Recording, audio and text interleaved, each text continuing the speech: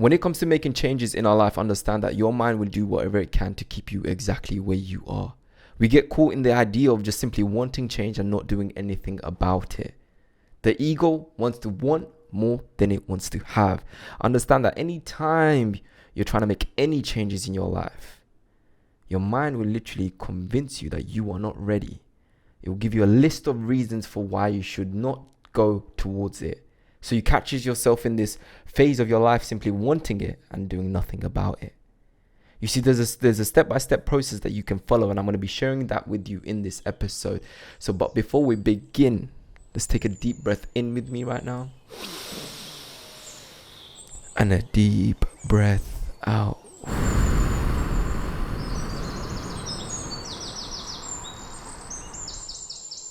So many of us can get caught in the reality of simply desiring change. But what's the difference between wanting change and actually making it happen?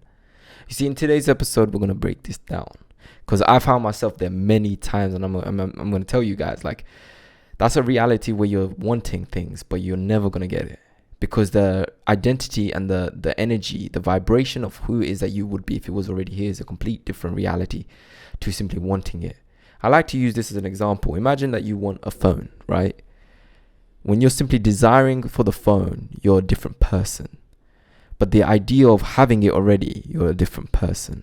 Do you know what I'm saying? So when you're someone who wants it, you're imagining why you don't have it. And you're constantly reinforcing the lack of it. Whereas when it's here, you find yourself behaving a different way, thinking a different way, because it's already here. You no longer need to desire for it. So it's two different realities. Let's use financial freedom as an example too, and relationships. When you want financial freedom, you're a different person to who it is that you would be if financial freedom was already here. Now, you could easily say, but Minaz, without the financial freedom, I won't be able to embody the identity, but that's not true. The beliefs, the way you would take action, that's the difference. The way you would take action is the difference. The way you would think about taking action is the difference. It's not a matter of just simply having the thing. It's about who it is that you would be, the identity, the way you would be. And then you are more of a match to that reality rather than simply wanting it. Because now wanting it alone just keeps you stuck in this reality of never having it. And the crazy thing is, it's not just a matter of changing your thoughts and beliefs. It's about changing your habits, your day-to-day habits. So, for example, when it comes to relationships, if you wish to be in a relationship, you must get out the identity that you've molded into who it is that you are. If you're single, you must start taking steps as if you would if you were in a committed relationship.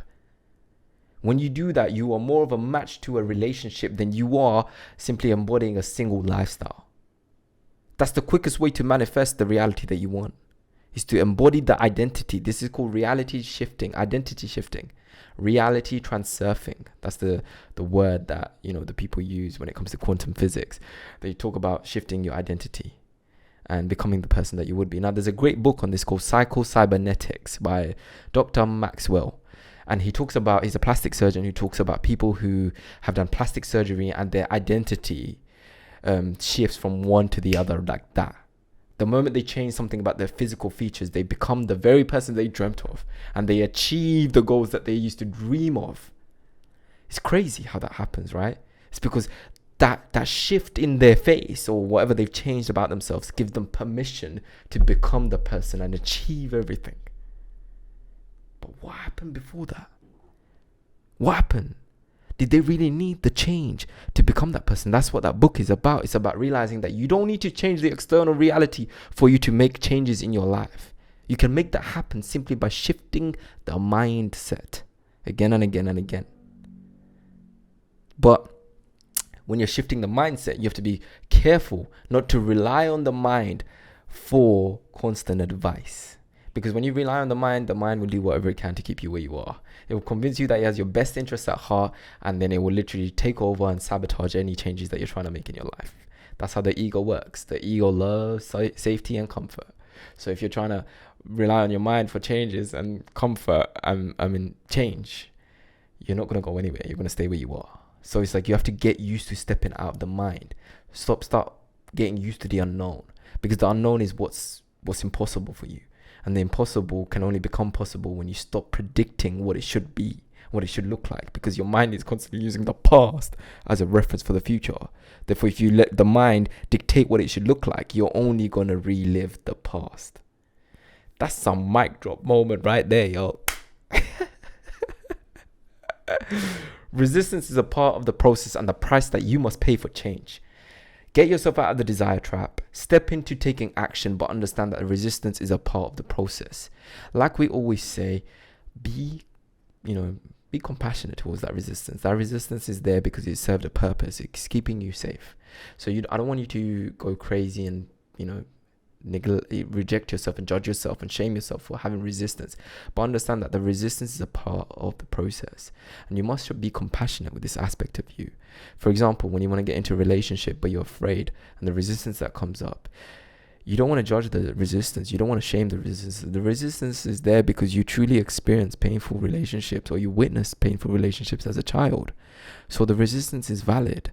The fear is valid. You must treat it as such, because if you reject the fear, then you only dismiss your own experiences, and that will cause more conflict within you. So whereas when you make peace with it, when you can be compassionate towards your own past, it's easier for you to let it go. Whereas when you're judging it and shaming it, you haven't let it go. You're almost fighting it, and what you resist will persist. I'm reading my notes, by the way. Who would I be? So now you've understood that the desire trap, understanding that resistance is a part of the process. Who would I be? Ask yourself the question, who would I be if I already had what it is that I desire? For example, if you wish to make £5,000 a month, that's someone like myself as a coach, right? Or if you wish to get into a committed relationship, who would I be if I was already in that committed relationship? And what part of my life right now is a contradiction to that reality? Meaning, am I talking to 10 people right now? That is a complete contradiction to who I would be if I was a committed relationship. In fact, I have to let all of these people go. I did that, by the way, and it worked. And I manifested it. Alhamdulillah. You know who you are. And I'm telling you guys, you have to do this. Like, you have to ask yourself that question. You have to, once you know the answers and you know where you're contradicting that reality, you must let go of the contradiction, basically. You have to. And that's a painful process, and it takes a while, but it's worth it. Okay, this is something that we literally go through on week 1 and 2 of my program Quantum Leap. So if you're watching this and you want someone to help you through it, reach out to me. This is what I do with my students. Check out the latest student testimonial, or tag it down below, just underneath the link of the website for Quantum Leap, for the application process. This is something, like I said, we focus on week 1 and 2, and by the end of week 5 and 6, you'll be able to truly understand how to shift your identity. We truly focus on identity shifting right at the end of the program, because you must first understand what is in your way. So, who would I be? Now, stepping into the unknown, the mind yearns for predictability. So, you must get comfortable with stepping into the unknown. Like I said, if you keep relying on the mind for a reference, and direction, it will use the past as a reference, and you will only recreate it again and again. So for you to create change, you must stop yearning for predictability and for comfort and safety. If you want comfort and safety, you're basically going to repeat the past. It's as simple as that. You want comfort and safety, you're going to repeat the past. For you to experience a new reality that you haven't experienced before, it's going to be uncomfortable. It's going to feel unsafe. It's going to feel scary. You're going to be like, oh my God, I have no idea who I am anymore. I don't feel like myself. I don't know what I'm doing. You need to go there, because that's the only way change is going to happen. If you keep doing what you're feeling safe and comfortable with, you're only going to keep getting what you've gotten. I hope that inspires you guys. We're going to keep this one short and sweet. We're going to quickly conclude this whole episode. So the ego wants to want more than it wants to have. You must step out of desire, and you must step into who it is that you would be if it was already here. That is the difference between manifesting that reality that you want rather than just simply dreaming about it. I hope that helps you guys. And I could see you guys soon. Peace and love. Assalamu alaikum.